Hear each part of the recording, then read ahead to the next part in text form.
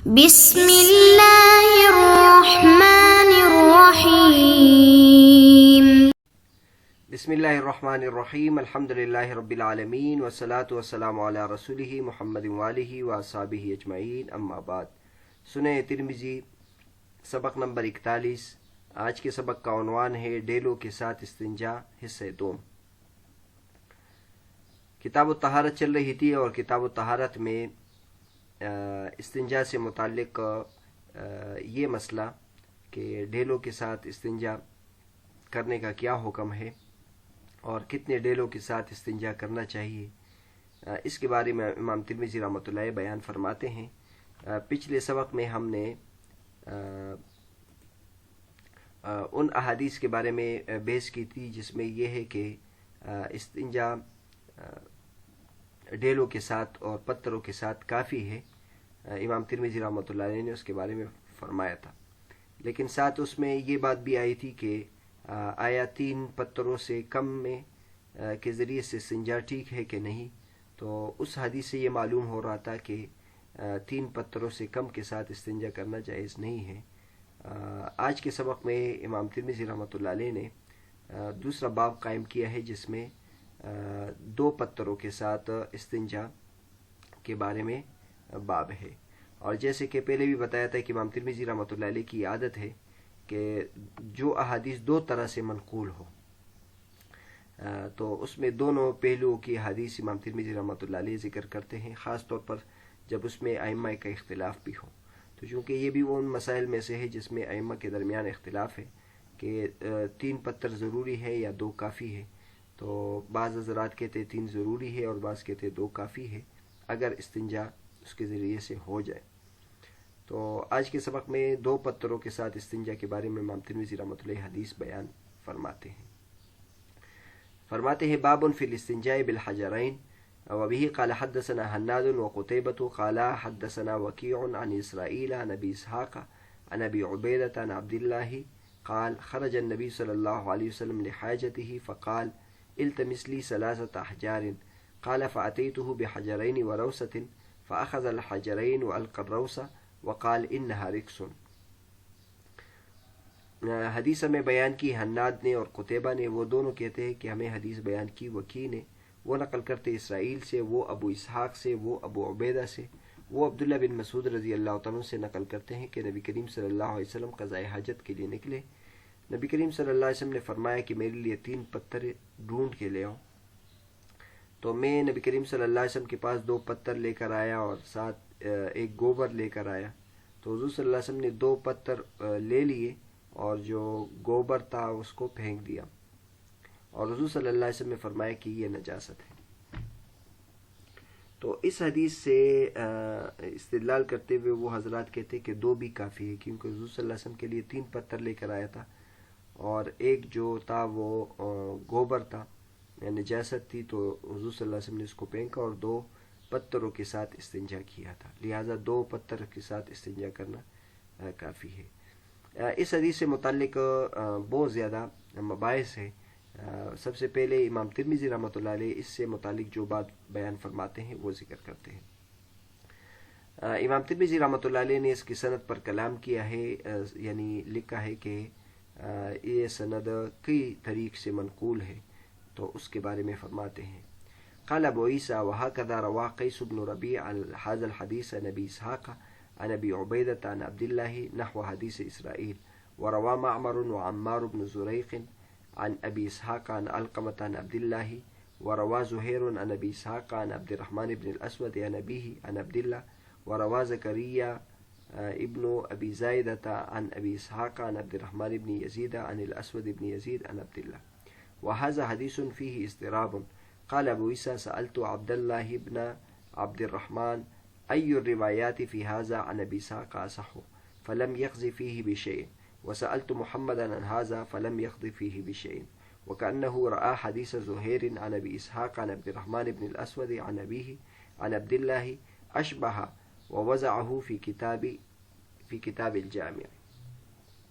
امام ترمذی رحمۃ اللہ فرماتے ہیں کہ جو روایت اوپر اسرائیل نے نقل کی ہے، اسی طرح کی روایت قیس بن ربیع نے بھی نقل کی ہے ابو اسحاق السبیعی سے، اور وہ ابو عبیدہ سے نقل کرتے، وہ ابو عبداللہ سے نقل کرتے، جس طرح کہ اسرائیل کی حدیث بھی یعنی اس طرح.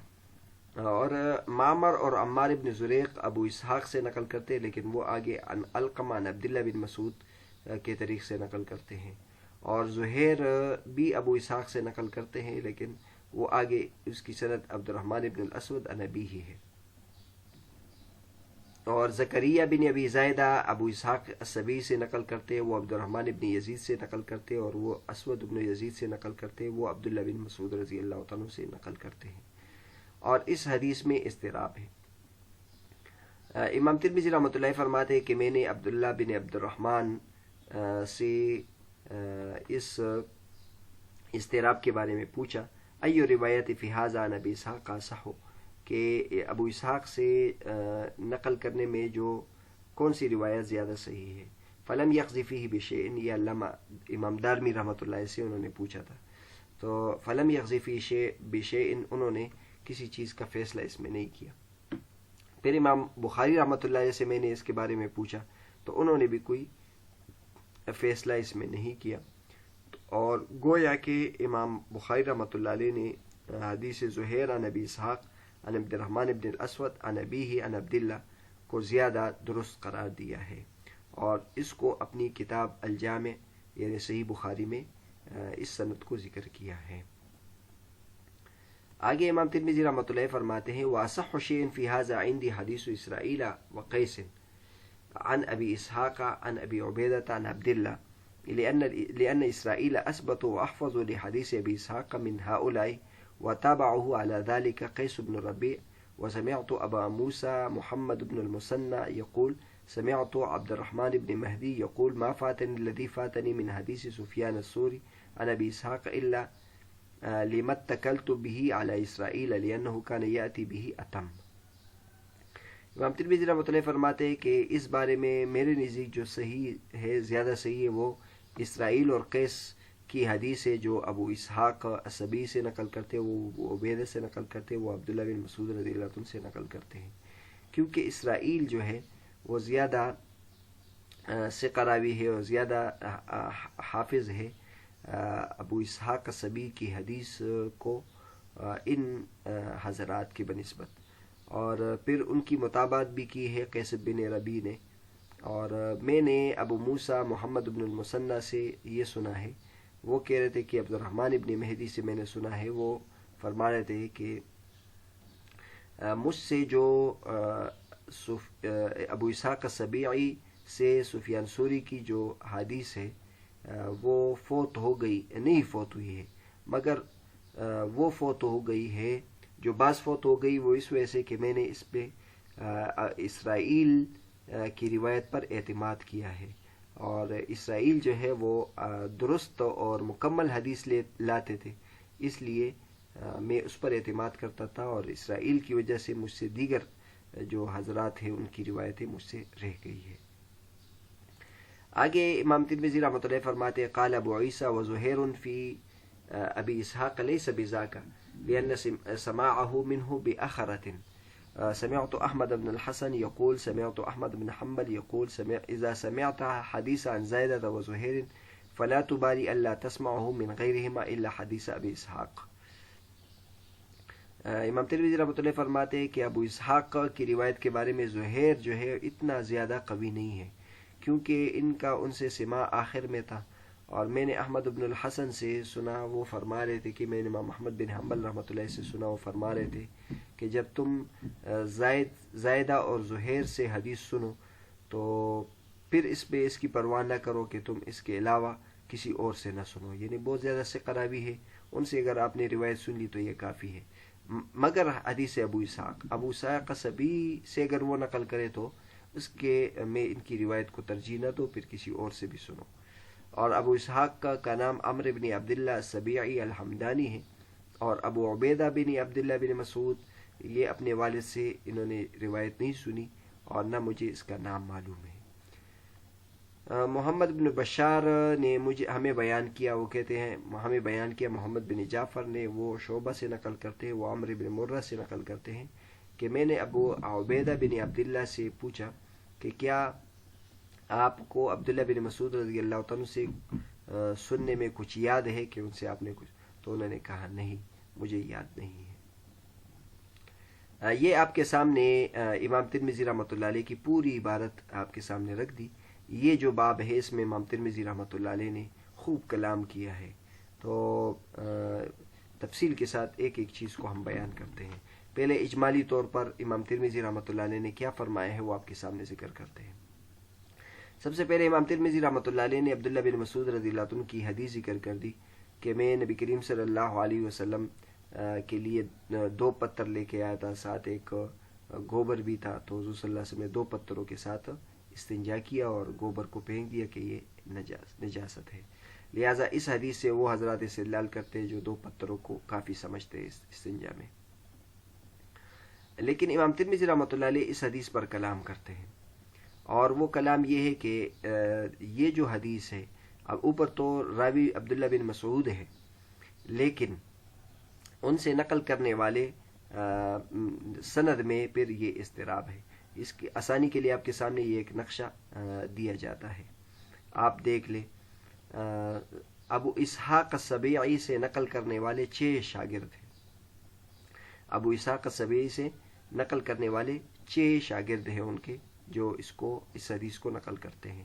ایک زہیر ہے، ایک اسرائیل بن یونس ہے، ایک قیس بن ربیع ہے، ایک معمر ہے، ایک عمار بن زریق ہے، اور ایک زکریا بن ابی زائدہ ہے۔ لیکن جب زہیر نقل کرتے ہیں تو وہ اس طرح نقل کرتے ہیں، اوپر سند یہ ہے کہ ابو اسحاق السبیعی وہ عبد الرحمن بن الاسود، وہ اسود، اور وہ پھر عبداللہ بن مسعود رضی اللہ عنہ سے نقل کرتے ہیں۔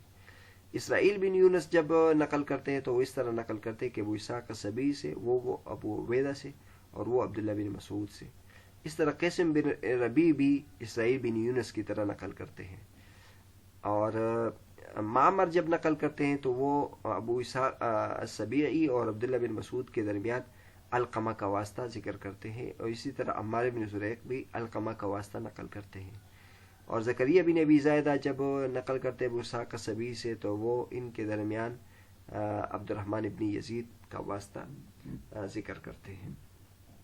اب اگر ہم دیکھ لیں تو زہیر کا جو طریق ہے تو اس کے طریق میں ایک تو ابو اسحاق السبیعی اور عبداللہ بن مسعود کے درمیان 2 واسطے ہیں، ایک عبد الرحمن بن الاسود اور ایک اسود۔ اور جو اسرائیل کا طریق ہے، باقی جو طریق ہے اس میں ان کے درمیان 1 واسطہ ہے۔ لیکن وہ واسطہ کون سا ہے؟ تو اسرائیل بن یونس کے اور قیسم بن ربیع کے سند میں ابو عبیدہ کا واسطہ ہے، اور معمر اور عمار بن زریق کے طریق میں علقمہ کا واسطہ ہے، اور زکریا بن ابی زائدہ کے طریق میں عبد الرحمن بن یزید کا واسطہ ہے۔ تو اس کی وجہ سے اس سند میں اضطراب ہے۔ اب سند میں کون سا طریق درست ہے؟ تو سب حضرات مختلف طریقے سے نقل کرتے ہیں، تو لہٰذا اس میں اضطراب تھا۔ تو اس اضطراب کے بارے میں امام ترمذی رحمۃ اللہ علیہ فرماتے ہیں کہ وَهَذَا حَدِيثٌ فِيهِ اضْطِرَابٌ۔ تو امام ترمذی رحمۃ اللہ علیہ اس کے بعد اس کے حل کے لیے سب سے پہلے انہوں نے امام دارمی رحمۃ اللہ علیہ سے پوچھا تھا کہ اس اضطراب کا کیا حل ہے، تو انہوں نے اس بارے میں کوئی فیصلہ نہیں کیا، یعنی گویا یہ ہے کہ اضطراب ان کے نزدیک بھی اضطراب تھا۔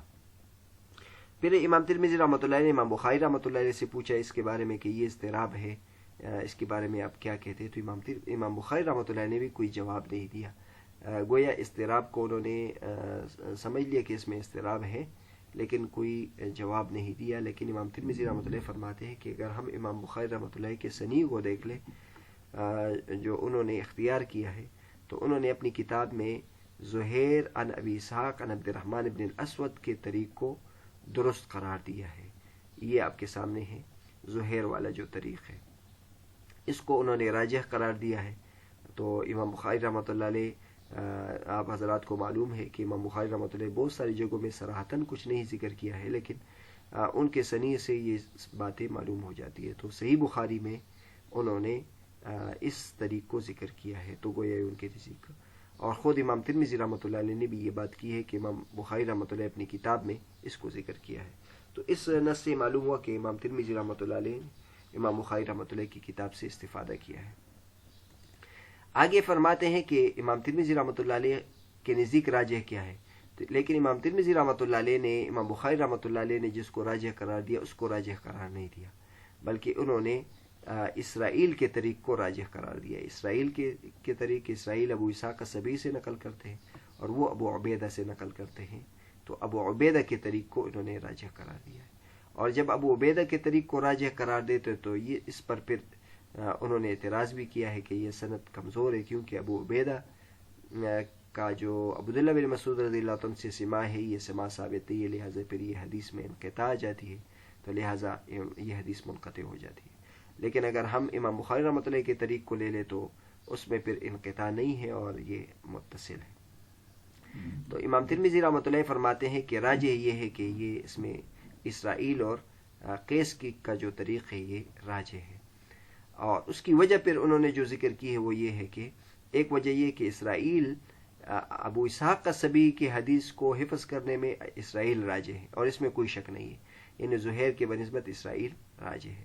اور دوسری وجہ یہ ہے کہ ان کے ساتھ قیس بن ربیع بھی شریک ہے، تو لہٰذا یہ دو باتیں ان کی وجہ ترجیح بن گئی. اور اس کے بعد پھر انہوں نے عبد الرحمن ابن مہدی کے حوالے سے دلیل بھی ذکر کی ہے کہ اسرائیل کی ابو اسحاق السبیعی سے جو روایت ہے وہ زیادہ قوی ہے. چنانچہ عبد الرحمن ابن مہدی کہتے ہیں کہ مجھ سے ابو اسحاق السبیعی کی کوئی روایت نہیں چھوٹی، صرف جو چھوٹی ہے وہ ہے جو اسرائیل کے علاوہ ہے، کیونکہ میرا سب اعتماد اسرائیل پہ تھا، کیونکہ اسرائیل سب سے اچھا نقل کرتا ہے. تو جو دیگر حضرات کی حدیث ہے ابو اسحاق السبیعی سے جو نقل کرتے ہیں وہ مجھ سے رہ گئی، کیونکہ میں ابو اسرائیل پر اعتماد کرتا تھا. اور تو اس سے معلوم ہوتا ہے کہ عبد الرحمن ابن مہدی جو ائمہ جرح و تعدیل میں ہیں وہ اسرائیل کی روایت پر اعتماد کرتے تھے. اور اس کے بعد امام ترمذی رحمۃ اللہ علیہ نے زہیر کی جو سند ہے اس پر کلام بھی کیا ہے، اور اس پر ایک وجہ یہ ذکر کی ہے کہ زہیر کی ابو اسحاق سے جو روایت ہے وہ آخری زمانے میں ہے، اور آخری زمانے میں ان کی روایت کمزور ہو گئی تھی. لہٰذا چنانچہ امام احمد بن حنبل رحمۃ اللہ فرماتے ہیں کہ ابو اسحاق السبیعی زائدہ اور زہیر سے آپ جب کوئی حدیث نقل کرو تو پھر اس کی کوئی پرواہ نہیں ہے، یعنی زائدہ اور زہیر جو ہے بہت ثقہ راوی ہے، تو اگر کوئی حدیث آپ کو ان کے طریق سے ملے تو آپ پھر کسی اور کی پرواہ نہ کریں، لیکن سوائے ابو اسحاق کی روایت، کیونکہ ابو اسحاق سے ان کا حدیث آخر زمانے میں نقل کرتے ہیں اور آخری زمانے میں ان کی روایت اس سے کمزور ہے.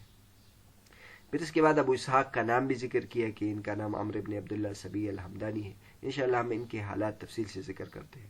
اور پھر ابو عبیدہ جو عبداللہ بن مسعود رضی اللہ عنہ کے بیٹے ہیں اور ان کے شاگرد بھی ہیں، ان کے حالات ذکر کیے ہیں کہ ان کا اپنے والد سے سماع ثابت نہیں ہے اور مجھے ان کا نام بھی معلوم نہیں ہے. اور پھر دلیل بھی ذکر کی ہے کہ عمرو بن مرہ نے ابو عبیدہ سے خود پوچھا تھا کہ آپ کو عبداللہ بن مسعود رضی اللہ عنہ سے کچھ سننا یاد ہے، تو اس نے کہا مجھے یاد نہیں ہے.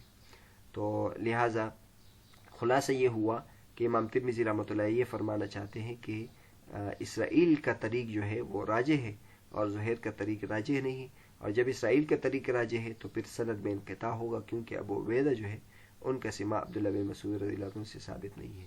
یہ امام ترمذی رحمۃ اللہ علیہ کا جو عبارت ہے اس کا خلاصہ آپ کے سامنے ذکر کر دیا.